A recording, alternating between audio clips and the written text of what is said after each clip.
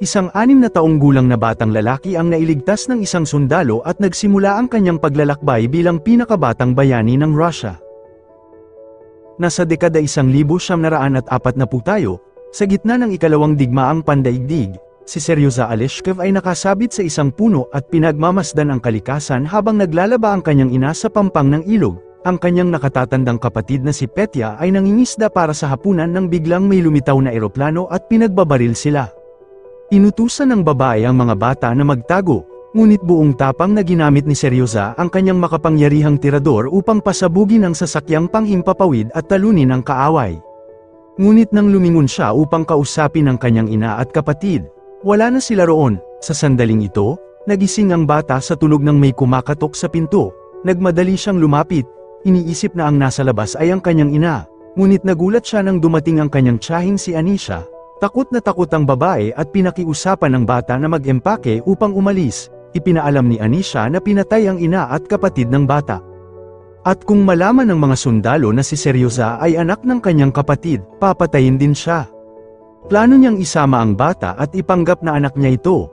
Ngunit bago sila makatakas, sinalakay ng mga sundalong Aleman ang bahay.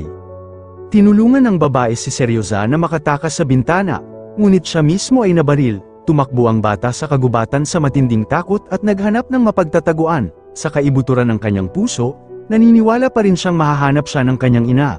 Ngunit hindi niya maisip ang mga pagsubok na haharapin niya mula noon. Ilang oras ang lumipas at kinailangan ni Seryoza na humanap ng paraan upang mabuhay mag-isa. Habang umiinom ng tubig sa pampang ng ilog, nagulat ang bata sa pagdating ng ilang sundalo. Dahil sa trauma ng mga nangyari, agad siyang naghanap ng mapagtataguan. Sa loob ng ilang minuto, palihim na sumiksik si Seryoza sa pagitan ng mga ugat ng isang malaking puno. Ngunit may hindi inaasahang nangyari, isang ahas ang lumitaw sa tabi niya. Halos mamatay sa takot ang bata, ngunit pinilit niyang manatiling tahimik. Para sa kanya, walang takot na mas hihigit pa sa takot na danasin ang sinapit ng kanyang pamilya. Samantala, nagsindi ng apoy ang mga sundalo at nagpahinga. Pagkatapos kumain, pinatay nila ang apoy at umalis. Sa sandaling yun, sa wakas ay nakatakas si Seryoza mula sa nakakatakot na ahas. Dahil sa gutom, pinulot ng bata ang isa sa mga latang iniwan ng mga lalaki, umaasang may makakain pa rito. Ilang araw ang lumipas at halos hindi na makalakad si Seryoza dahil sa panghihina. Nakakita siya ng ilang maliliit na prutas sa daan. Ngunit hindi nagtagal ay binomba ang lugar at kinailangan niyang tumakas. Nang hapon ding yun, nagsimulang umulan. Ngunit pagod na pagod ang bata at wala ng lakas upang maghanap ng masisilungan. Ilang oras pa ang lumipas. Natagpuan siya ng 2 sundalong Ruso at dinala sa kampo. Doon, sinalubong si Seryoza ni Kuznetsov, ang komandante, na agad humiling ng tulong sa kanyang mga tauhan upang pakainin at alagaan ang bata. Mula sa araw na yon, tinawag ang bata sa bago niyang palayaw na Sergei. Ilang oras ang lumipas at sinubukan ng mga sundalo na ilihis ang kanilang isipan sa pamamagitan ng pag-uusap tungkol sa kanilang mga pamilya bago magsimula ang panibagong labanan, ngunit hindi inaasahan, sila ay tinamaan ng isang bomba. Sa infirmary, ginamo ni Nurse Katya ang mga sugat ni Sergei, dahil sa pag-atake. Dumating ang mas maraming sugatan at nagmadali ang babae upang asikasuhin silang lahat. Kahit mahina at sugatan, hindi tumitigil si Sergei sa pagsasalita at nagpapakita ng pananabik na matuto pa tungkol sa pagiging sundalo. Unti-unti, nakibagay ang bata at nakuha ang puso ng lahat sa paligid niya. Tinawag si Katya ng isa sa mga sundalo at nang lumabas siya ng tolda, nakita niya ang isang kambing. Nagtaka ang lahat kung paano napunta ang hayop sa ganoong lugar. Ngunit natuwa sila dahil sa mga susunod na araw ay makakainom sila ng gatas at makakakain ng keso. Isang bagay na napakabihira sa kalagayan nilang iyon. Sa sandaling yon, dumating sina Kuznetsov at ang kanyang mga kasama. Agad niyang tinignan si Sergei at nakahinga ng maluwag nang makita niyang unti-unti na itong gumagaling. Sinabi ng bata na naturukan siya ng napakalaking karayom na nagdulot ng matinding sakit. Inamin niyang gusto niyang tumakas noong una, ngunit dahil sa kanyang tapang ay nagpasya siyang manatili. Sa huli, hiniling ni Sergei na makita ang baril ng komandante at matapos tanggalin ang bala, ibinigay ito sa kanya. Nagtanong ang bata tungkol sa pirma sa gilid ng baril at ipinaliwanag ni Kuznetsov na ito ay isang espesyal na sandata na ibinigay sa kanya ni General Ostasio. Nang marinig ito, lalo pang nasabik si Sergei at nagsimulang magkunwaring nagpapaputok. Kinuha ng komandante ang baril mula sa kamay ng bata at ibinalik ito, sapagkat masyado pa siyang bata para mahumaling sa ganoong bagay. Taliwas sa inaasahan ng komandante, ipinakita ni Sergey ang disenyong tangke ng digmaan na iginuhit niya sa kanyang tiyan. Pagkatapos ay tinanong niya si Kuznetsov kung may eroplano ito. Nang malaman niyang wala, nagpa siya si Sergey na gumuhit ng isa sa benda na nakabalot sa kanyang sugatang braso. Pag-alis ng komandante sa Tulda, naglakas loob si Katya na kausapin siya tungkol sa bata. Hiniling ng nurse na payagan si Sergey na manatili sa kampo, ngunit agad itong tinanggihan ni Kuznetsov. Ayon sa kanya, walang lugar ang isang bata sa digmaan at dadalhin niya ito sa ampunan. Kalaunan, bumisita ang ilang sundalo kay Sergey at labis ang kasiyahan ng bata nang unang beses siyang gumamit ng binoculars. Pag-alis nila, dumating si Rezo at tumakbo ang bata upang yakapin siya. Binigyan siya ng lalaki ng candy, tulad ng iba sa kampo. Bumubuo rin si Rezo ng matibay na ugnayan sa kanya. Sa gabi, kinausap ni Katya ang kapwa niyang nurse at sinabi niyang hindi na siya makatulog dahil mula nang dumating si Sergey, hindi na niya ito matanggal sa isipan. Aniya, mula nang una niya itong makita, may nagbago sa loob niya, parang isang maternal instinct.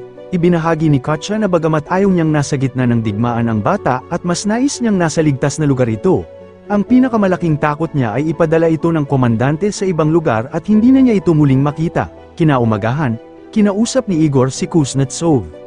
Sinubukan ng sundalo na kumbinsihin ng komandante na hayaang manatili ang bata sa kampo dahil naging malapit na ang mga sundalo sa kanya. Sa tuwing tinitingnan nila si Sergey, umiinit ang kanilang puso, sapagkat para sa kinabukasan ng mga bata sila nakikipaglaban. Gayunpaman, muling iginiit ng komandante na walang lugar ang mga bata sa kampo ng digmaan. Inamin ni Kuznetsov na malapit na rin siya sa bata, ngunit kailangan niyang gawin ang pinakamabuti para rito. Sa huli, sinabi niyang napirmahan na niya ang mga papeles para sa ampunan at kailangan ng masanay ng kanyang mga tauhan sa ideyang wala na ang bata roon. Ilang oras ang lumipas, sa gitna ng isang pag-atake, inutusan ni Kuznetsov ang kanyang mga sundalo na bombahin ang kalaban habang siya ay nagtungo sa larangan upang tulungan si Katya na iligtas ng isang sugatang lalaki. Nang matapos ang labanan, bumalik sila sa kampo at naroon ang direktor ng ampunan upang kunin si Sergey. Naghintay ang lalaki sa sasakyan habang nagpapalam sila sa bata. Ngunit labis na nalungkot si Katya at umalis nang hindi nagpapalam. Pinaupo ni Kuznetsov si Sergey sa tabi niya at sinubukang ipaliwanag ang mangyayari. Ngunit bago pa siya makapagsalita, nagsimulang umiyak ang bata at niyakap siya. Sinabi niyang hinihintay niya ang komandante at natatakot siyang hindi na niya ito muling makita. Sa sandaling yun, ibinigay ng lalaki ang isang kahoy na laruan na baril at tinanong kung gusto ba ng bata na maging anak niya. Nagyakap ang dalawa at pinunit ni Kuznetsov ang mga papeles ng ampunan. Ang susunod na hamon ay ang paghahanap ng damit na kasya kay Sergey. Kinailangan ng bagong kasapi ng hukbo ang unipormeng akma sa kanya. Kaya nagtabi si Igor ng ilang lumang tela upang tahiin ang bagong damit. Di naglaon. Dumating si Katya dala ang pinakamaliit na bota na nakuha niya. Matapos ang ilang ayos ng sapatero, sakto na ang mga ito kay Sergey. Kinaumagahan, ginaising ni Kuznetsov ang bata at sinabing tulad ng isang tunay na sundalo, kailangan niyang magbihis sa loob ng 45 segundo. Ibinigay niya ang bagong uniforme at tuwang-tuwa ang bata. Ngunit bago maghanda, tinanong niya kung bakit may nakadikit na benda sa mukha ng kanyang bagong ama. Sinabi ng lalaki na nagkamali siya at nasugatan habang nag-aahit, upang bilangin ang 45 segundo. Nagsindi ang komandante ng posporo at sinabing dapat handa na si Sergey bago ito tuluyang masunog. Makalipas ang ilang posporo, lumabas sila ng Tulda at ipinakita ni Sergey ang kanyang bagong uniforme sa mga kasama. Biglang may naganap na sorpresang pag-atake at tumakbo ang komandante upang protektahan ang kanyang anak. Inutusan niya ang isa sa mga tauhan na dalhin ang bata sa silungan habang ang lahat ay nagkubli sa mga trinsura. Sa gitna ng pambobomba, may ilang sundalong nasugatan at nagtungo si Sergey sa infirmary upang tumulong. Inalok niya sila ng tubig at handang tumulong sa anumang kailangan. Humiling ang isang lalaking may benda sa mata na basahin ni Sergey ang liham mula sa kanyang pamilya.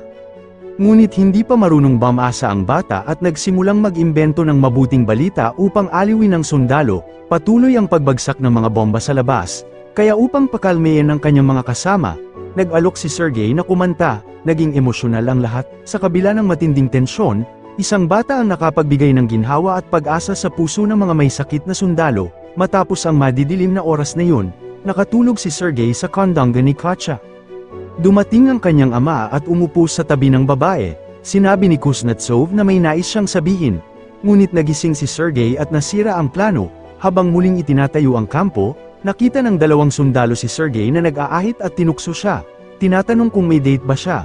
Ngunit iginiit ng bata na siya ay sundalo at ayon sa kanya, ang mga sundalo ay hindi nakikipag-date. Kalaunan, ipinakilala niya ang sarili sa komandante upang malaman ang kanyang gawain sa araw na iyon. Tinanong ni Kuznetsov kung bakit may benda ang mukha ng bata at sinabi ni Sergei na nasugatan siya dahil sa pagkakamali habang nag-aahit. Pagkatapos nito, inutusan siya na kunin ang mga liham mula sa truck at ipamahagi sa mga sundalo. Nagsayawan sa tuwa ang mga lalaki nang matanggap ang mga liham mula sa kanilang pamilya, at lalo pang nagustuhan ng bata ang kanyang gawain. Matapos ang tungkulin, ginamit ni Sergei ang kanyang camouflage suit upang palihim na gumala sa kampo. Habang tumitingin sa binoculars, nakita niya ang isang pares ng bota na nagtatangkang magtago.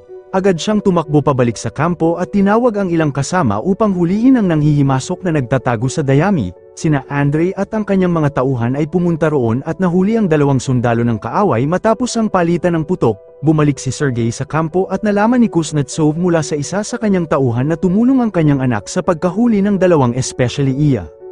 Nagulat ang komandante at ipinagmamalaki ang tapang at kababang loob ng bata. Dumating si Sergei sa kanyang silid at ibinigay ng lalaki ang magandang balita. Pinayagan na siyang ampunin ng bata at opisyal na silang magiging pamilya. Labis ang tuwa ni Sergei at tinawag ang kanyang ama upang ibalita ito kay Katya. Sinabi ng bata na minsan niyang nakitang umiiyak ang babae nang masugatan si Kuznetsov sa labanan. Nabigla ang komandante ngunit nagpa siyang samahan si Sergei. Samantala, naghuhugas si Katya sa pampang ng ilog ng palihim na kunin ng isang sundalo ang kanyang Amerikana. Tinawag siya ng lalaki at inabot ang isang bungkus ng bulaklak. Hindi komportable si Katya at sinubukang bawiin ang Amerikana. Dumating sina Sergei at ang kanyang ama. Agad na naunawaan ni Kuznetsov ang sitwasyon at hinaila ang bata palayo. Sinubukan ng komandante na magkunwari habang maingat na nagmamasid. Ngunit nakawala si Sergei at tumakbo patungo kay Katya. Tinawag niya ang kanyang ama. Ngunit sa hiya, nakalayo na ito. Ilang araw ang lumipas, sa isa na namang labanan, naglakad si Sergei sa mga trendsura upang hanapin si Igor. Matapos matanggap ang bala, inutusan ng sundalo ang bata na pumunta sa silong sa ilalim ng lupa. Tumanggi si Sergei na iwan ang kanyang mga kasama, ngunit nakumbinsi siya ni Igor na ito ay utos at dapat sundin ng isang mabuting sundalo. Gayunpaman, nagpa siya ang bata na tumulong. Narinig niya ang usapan ng kanyang ama at ng mga kasama tungkol sa naputol na koneksyon. May naputol na kawad at may ipinadalang mga lalaki upang ayusin ito. Nagpa siya si Sergei na sundan sila at gumapang sa lupa upang maiwasang matamaan. Nang makakita siya ng sugatang sundalo, tinulungan niya ito at tinanong kung paano ayusin ang kawad. Sinunod ni Sergei ang mga tagubilin upang pagdugtungin ang dalawang dulo. Dahil dito, bumalik ang koneksyon at nakatawag ang komandante ng mga reinforcement. Ang kabayanihang ito ng bata ay posibleng nakapagliligtas ng daan-daang buhay.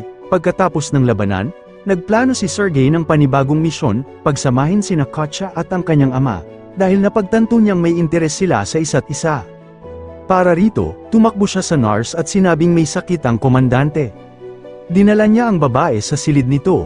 Pagdating nila, nakita niya si Kuznetsov na nakahiga sa mesa at ginaisang ito sa takot. Samantala, nagtatago na si Sergei at pinagmamasdan ng lahat. Habang sinusuri ni Katya ang komandante, nagising ito at sinabing wala siyang sakit. Ipinaliwanag ng nurse ang nangyari at agad na naunawaan ni Kuznetsov ang plano ng kanyang anak. Sinubukan niyang maglakas loob na ipahayag ang kanyang damdamin. Ngunit labis na nahiya ang babae at umalis. Gayunpaman, hindi niya hinayaang lumampas ang pagkakataon at sinundan siya. Samantala, umakyat si Sergei sa puno at ginamit ang binoculars upang obserbahan ang kampo. Nakita niya ang pagdating ng mga rescue dog at tumakbo upang salubungin ang mga ito. Ilang minuto pa, humingi siya ng pahintulot na mamasyal kasama ang mga aso at umakyat sa isang stretcher na may gulong habang hinihila siya ng mga hayop. Nagsimula ang problema nang makita ng mga aso ang isang pusa at habulin ito. Kung magpapatuloy iyon, maaabot nila ang minefield at malalagay sa panganib ang buhay ng bata. Nang mapagtanto ito, sumakay si Rezo sa motorsiklo at nagmamadaling pinigil ang mga aso. Nang makita niyang ligtas si Sergei, labis ang kanyang ginhawa. Sa kagubatan, patuloy na sinubukan ni Kuznetsov na kausapin si Katya, ngunit nang sa wakas ay maabuti niya ito. Hindi niya mahanap ang tamang mga salita. Kaya isinama niya si Sergey sa usapan at sinabing mahal ng bata ang babae. Tinanong niya kung nais ba ni Katya na maging ina ng bata. Ngunit bago pa makasagot ang nurse, dumating ang isang sundalo at naghatid ng liham mula sa mataas na pamunuan. Kinabukasan, naghanda ang hukbo upang umalis. Ilang oras ang lumipas, huminto sila upang magpahinga sa bahay ng ilang magsasaka. Matapos kumain, nalaman nilang may bumagsak na bombang aleman sa bahay at naroon pa rin ito. Tumagos ang bala sa kisame at sahig. Ngunit sa kabutihang palad ay hindi ito sumabog. Nagpasya ang mga sundalo na tulungan ang mga magsasaka na alisin ang bomba bago pa ito makapinsala. Ipinagpatuloy nila ang marcha at sumakay si Sergey kina Rezo at sa kanyang ama. Biglang sumabog ang sasakyan at napag-alamang napunta sila sa isang minefield, na bigla ang lahat sa malakas na pagsabog. Ilang metro sa unahan, natagpuan ni Sergey ang bangkay ni Rezo. Nang makarating sila sa kanilang destinasyon, habang kausap ng kanyang ama ang general, tinanong ni Sergey kung ano ang susunod niyang gawain. Inutusan siya na suriin ang mga uniforme ng mga sundalo at humingi siya ng tulong sa isang opisyal upang gawin ito. Matapos suriin ang mga bota at kasuutan, hiniling niyang isulat ang mga pangalan ng may siraang uniforme. Nang matapos ang gawain, bumalik si Sergey sa opisina ng general upang ihatid ang ulat. Sa gabi, naglakad si Sergey at ang kanyang ama sa kagubatan habang pinag-uusapan ang paparating na seremonya ng parangal, ang insignia na ibinibigay sa mga nagbuwis ng buhay para sa bayan. Ibig sabihin, tatanggap din ng parangal si Sergey. Habang ipinagdiriwang ang kanyang unang parangal, may bumagsak na bomba at natabunan si Kuznetsov.